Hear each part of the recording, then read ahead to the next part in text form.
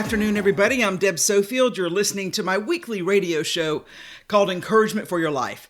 Many of you know I am a national speaker, trainer, and coach, and I like to say I help people find their voice and then learn to use it. I'm also a conference speaker on the topics of public speaking, crisis communication, and how to deal with the media.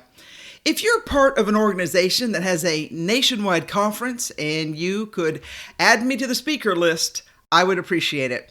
You can find me at debsofield.com. I've got a number of books on the market. My book series, Encouragement for Your Life, Tough Love Memos to help you fight your battles and change the world, are available on Amazon, as well as my book, Speak Without Fear, and my newest book called Perfecting Your Platform. Just go to Amazon, type in my name, Deb Sofield, and all my books will appear. They're also on Audible and Kindle. I have a great theme today, and it's another tough love show, friends, but it's important, and I've called today, Change Your Life. I believe you can do it, so let's talk about it. I'm Deb Sofield. Thanks for spending these next few minutes with me. Let's get started with today's show. For fun this week, I decided to type into Google, how do I change my life? And lo and behold, you would not believe all the options that are just waiting for you and me to sign up and get going. Now, a lot of them had a multi-point plan for us to get going, and others just laid it on the line for what we should and shouldn't be doing to change our lives. I have to admit, I laughed as I read through so many of the list of options. And because most of them would promise success and 429 easy steps. Okay, seriously, that's never going to happen. And listen, none of this would be easy to do no matter what they promised for the amazingly fantastic outcome they were crowing about.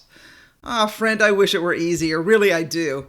I wish it could just magically happen without me having to do any work.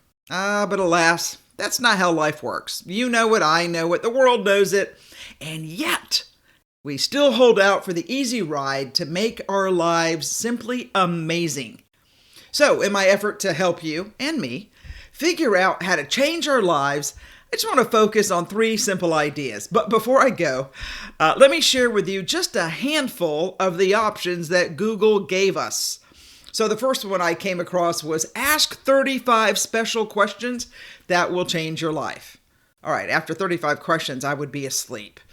The next one was the simple elimination diet that could change your life. 11 morning rituals that will give you the best day possible. 200 brilliant uses for coconut oil that, of course, will change your life. 25 ways apple cider vinegar will change your life. 20 things to do now that will make your life better in 10 years. I love this one. How a turmeric smoothie can change your life. How a solo vacation can change your life. 24 profound Disney quotes that could change your life. And then 30 changes for quesadillas that you and I need to know. All right. Without a doubt, you are now blown away with such new knowledge. I just had to share. I have to say, I love the quote. Never assume that you're stuck with the way things are now. You aren't. Things can change if you want them to, at any age. Life changes every single moment, and friends, so can you. I have to ask, do you believe that? Things can change if you want them to, at any age. Life changes every single moment, and so can you. So the reason I punched up the age line is I hear from people all the time who say, Deb, I'm just too old, or I'm too young to change. And frankly, folks, it's not true. So let me quickly look at 3 things I believe will help you on your path to changing your life for the better. Number 1, you know this because if you've listened to me for more than 1 or 2 shows, you know I believe that, friend, you need to develop a positive thinking mindset. I mean, really, there is no other way to grow your life without understanding that what you say to yourself affects you in every area of your life. So starting today, why don't you talk to yourself as if you like you? And consider working on the premise of acting like. You might just do it over time. I have a friend who always says, act as if. So friend, let's act as if. And by the way, if you've got young people, you need to instill this into them. Their self-talk is, dare I say, scary sometimes. So we have to help them change into a positive thinking mindset. Not happy, happy, happy, but just realizing you're fearfully and wonderfully made. You can do things that you set out to do. Will you learn on the journey? Absolutely, we all do, and you'll be better for it. Okay, number 2, for you to find joy and happiness in your life, enough to change your life, friend, you need to eliminate the non-essentials that are holding you back from living your best life ever. Okay, I got it. I speak about this a lot. But unfortunately, I still haven't convinced some of you that living lighter is better. And that cleaning out your overburdened life and stuff that's just, listen, it's just hanging there. It has no purpose or value. Sometimes that is the simplest thing you can do to change your life. Okay, number 3, probably the hardest action in changing your life is for you to kill your comfort zone and stretch yourself and walk a new path for your new life. Okay, so let me start with the concept that you need to develop a positive thinking mindset. People often refer to me as a motivational speaker. And although that's a nice way to describe me, actually I don't think that's my calling. Sure, when I was younger, that was the ideal speaking career. But frankly, I just find that somewhat shallow. I would much rather be known as a motivational teacher who just happens to be a speaker. There is a difference for me in the value of thought. Of course, the idea of teaching for me is, in a sense, a much deeper dive into the minds of my listeners to instill a real life-changing option instead of just motivating them. I actually don't know how you do that for someone for an hour or two. Sure, they feel good, and then you send them home, and they still feel pretty good, but with no actionable items to really help them the next day and the next, and the next. Friend, to change your life for the better, think about this. You need more than just motivation. You need to have a plan. When people think about motivational speakers, I'm afraid the dime a dozen made-to-order speakers, those who are shysters, who will tell you that they can speak on any subject, I think they've damaged the brand of what I like to call positive thinking mindset. I mean, there really is value in forcing your mind to sweep away the darkness and push against your sad, self-absorbed view of life to see a glimmer of light and hope. And that only happens when you choose to look up and see the light instead of looking down at your current circumstances. I really believe it's important that you develop a positive mindset. And the reason is you can't change what's going on around you until you start changing what's going on within you. Because as they say, if you keep telling the same sad, small story, you're going to keep living the same sad, small life. Zig Ziglar, famous speaker in his day, said it best. You cannot perform in a manner inconsistent with the way you see yourself. That's why you have to develop a positive thinking mindset to keep you focused on the current view of your amazing life. All right, I also want to just add in here, when I talk about a positive mindset, this is not fluffy talk. This is understanding that you are put here for this reason, and friend, it is your responsibility to figure out why. And in that journey, I'm asking you to think good thoughts, to put your mind out there in such a way that you see the blessings of life instead of constantly being in the doldrums of life, even when life is tough. Okay, enough said. I also believe that you need to eliminate the non-essentials that are holding you back from doing the things you want to do, going the places you want to go, and pursuing the dreams that you have set aside. If I were to ask you, what is really a non-essential in your life that you could get rid of today, that would allow some space in your head and give you a bit of freedom to think new and big thoughts? Would you be dumping that ever-growing pile of magazines and newspapers that are filling up on the floor that you plan to read, one day?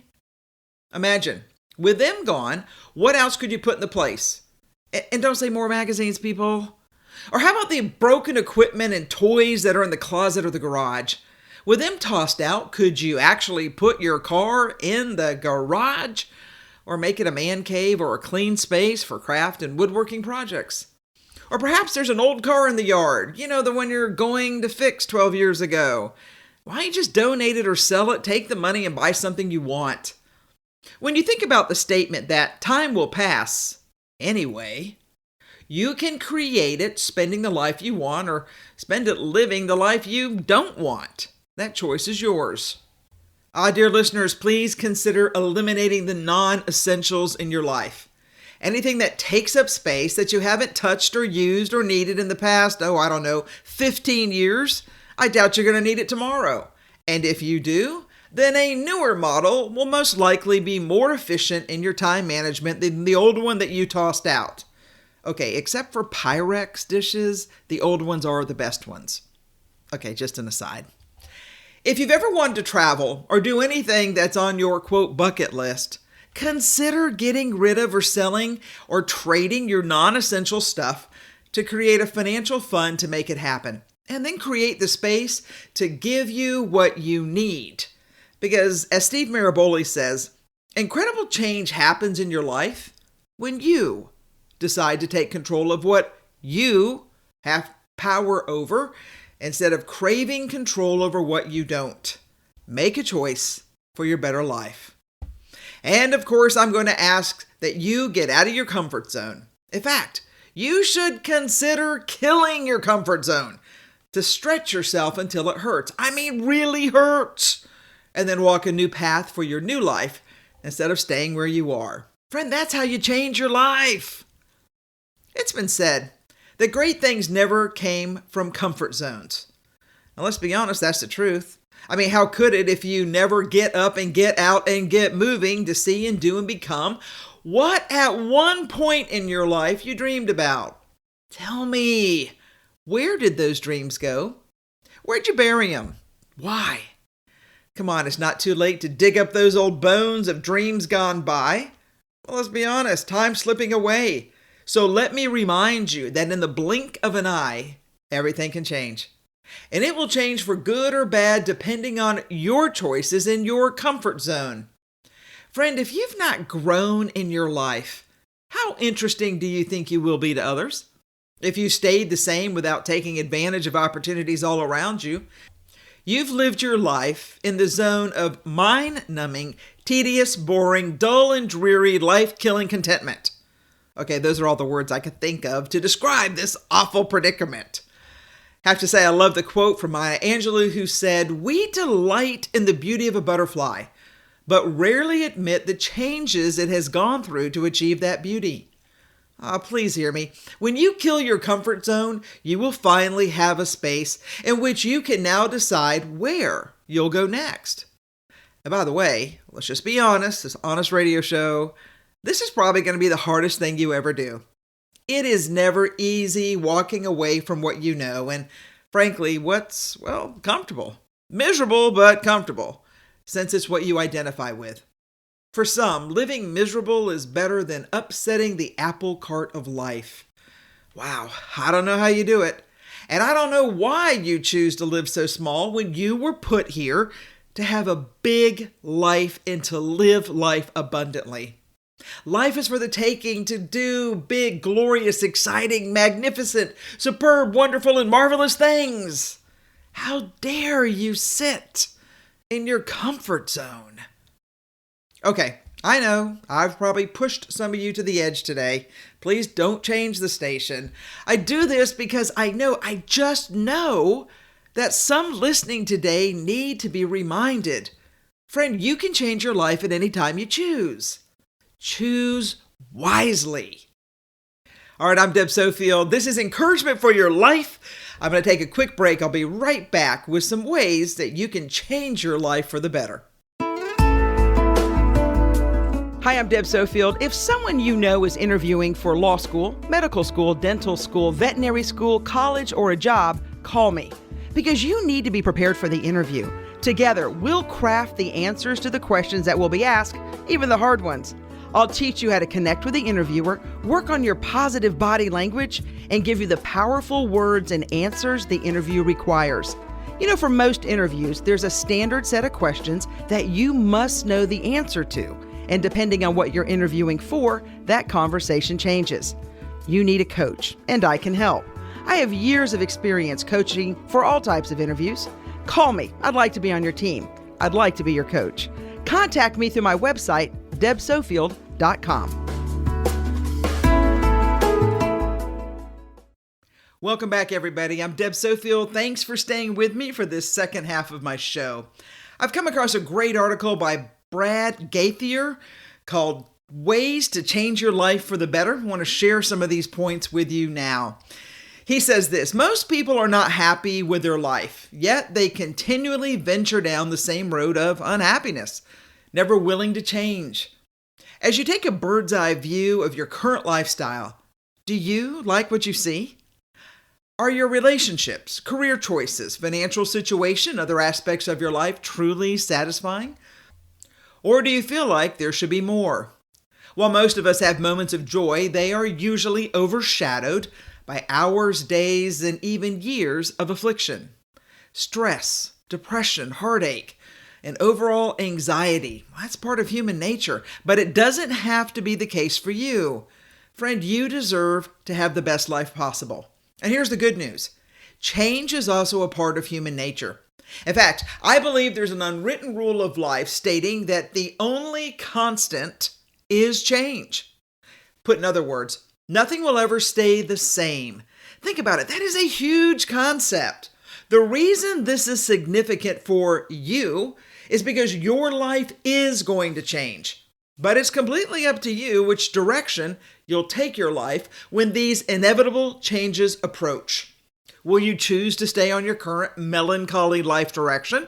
Or will you rise up and pursue a life of fulfillment and happiness? Dear listener, the ball is in your court. So here are some steps that this author believes people need to explore, embrace, and ultimately take action on before life-altering change can truly occur.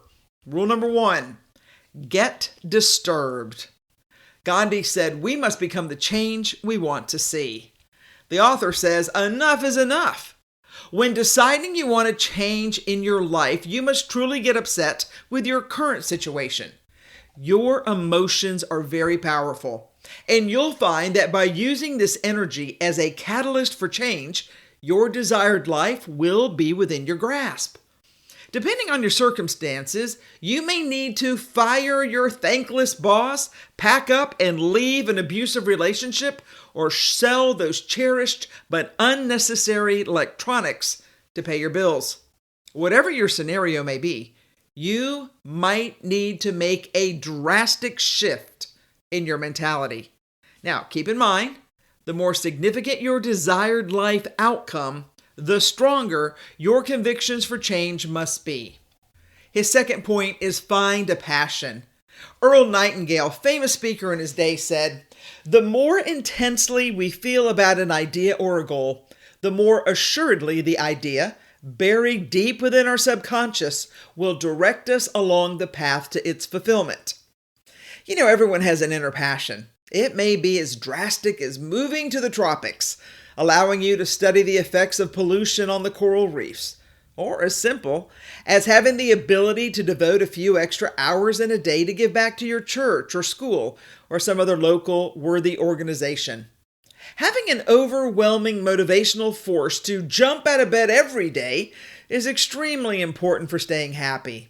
However, until you find a life path that you truly enjoy, you'll be struggling with the monotonous hassles of a normal lifestyle, ultimately leading you to the same desolation you experienced in the past. Additionally, the power of passion can lead you to accomplish extraordinary things. Warren Buffett helps businesses become extremely successful. Jane Goodall taught us more about chimpanzees than we probably would have ever imagined. B.F. Skinner gave us an amazing insight into the psychology of the subconscious learning. And by finding your passion, you too can join the ranks of many remarkable people who have contributed huge advances in their field of interest. Furthermore, imagine you had access to a time machine, and you travel 100 years in the future. Now, paradox aside, you will find your great-grandkids and other members of your lineage. What do you want these descendants to say about you and your life? That you toiled for half a century of your life in a dead-end job and a mediocre personal life? Or that you followed your passion and led an extraordinary life, doing what you loved while directly improving countless people's lives? Listener, the choice is yours. One other consideration: don't lie to yourself. If your passion is to have a big house and a fancy car, hey, that's okay. Not everybody wants to move to a third world country or donate a majority of his or her money to medical research. Feeling guilty is really no way to live life. Go after what you truly love. However, I know that there will come a time when you will want to give back. Donating money to charity does feel a whole lot more rewarding than buying the latest and greatest gadget. Without passion, dear listener, your life will never be truly fulfilled. Albert Einstein said, "Intellectual growth should commence at birth and cease only at death." Every change first occurs in your mind. But just as sheep blindly go through their life, most people's lives are consumed in thoughtless activities, where we are unknowingly losing the ability to critically think for ourselves. Without advanced abstract thought, change will never occur. You'll settle for the current and fail to strive for more. So let me pose a question. If you could absorb an expert's abridged life experience on a subject in a few afternoons, would you do it? Of course you would. Now here's the secret. You can. It's called a book. Shocking, I know. So if you're interested in the biogeochemistry of the forested ecosystem, I'm guessing you can find some research material on the subject. Revolutionary stuff here, right? Not really. But our idea of a typical day and lifestyle has evolved to the point where advanced intellectual thought processes are rarely accessed. Unfortunately, most Americans are dumbing themselves down with all the brainless pastimes available these days. For example, did you know the average American probably spends more than 4 hours a day glued to the television? This mindless activity will not benefit your overall life. Hey, do you remember what you watched, 6 weeks ago? Or what you learned from the program? Conversely, what did you gain from the nonfiction book you hopefully read? And how much did the concepts presented in the book linger in your mind? I'm assuming the book is going to have a much more profound effect on your introspection than a TV show. So people, stop watching Netflix, pick up a book at night, or listen to audiobooks, or talk radio on your commute. Change will happen if you open your mind. Trust me on that one. I love the next one. Stay optimistic. Winston Churchill said, "A pessimist sees the difficulty in every opportunity. An optimist sees the opportunity in every difficulty." Optimism is the key to success. Unfortunately, we all encounter pessimistic viewpoints almost every time we talk with folks. And the scary thing is, they're usually unaware of their glass half empty psychology. Your limiting beliefs are just as powerful, if not more powerful, than any other emotion during times of change. Therefore, these pessimistic feelings need to be squashed before they ruin all chances of refining your life. You must realize that striving for change is going to be a bumpy road. With the emotional roller coaster that change brings, it'll be difficult to stay on track, and it's easy to fall back on your old habits. Luckily, an optimistic point of view can hold your hand through the change process. It will keep you happy. It'll give you something to look forward to as your days of change go by. Additionally, optimism will keep the good juices flowing while smashing any psychological roadblocks you may encounter, which is exactly what you need to ensure a long and happy life, doing what you love. All right, here's the end. Changing your life is possible. but it takes strong convictions and mental perseverance. I am positive you can do anything you put your mind to. All right, I love the article. His name is Brad Gaither, and it was Ways to Change Your Life for the Better. Dear listener, I want you to have the best life possible. I want you to live to your fullest extent for the rest of your life. And I would love for you to be a magnet for others to watch so they could follow within your path. Every day you and I leave an imprint on the life of someone else. Let's make sure it is the very best we have so we can help them develop the very best they are for the future of us all. I'm Deb Sofield. You've been listening to Encouragement for Your Life. Thank you for staying with me. I hope you'll join me next week. Same time, same place. Take care, everybody.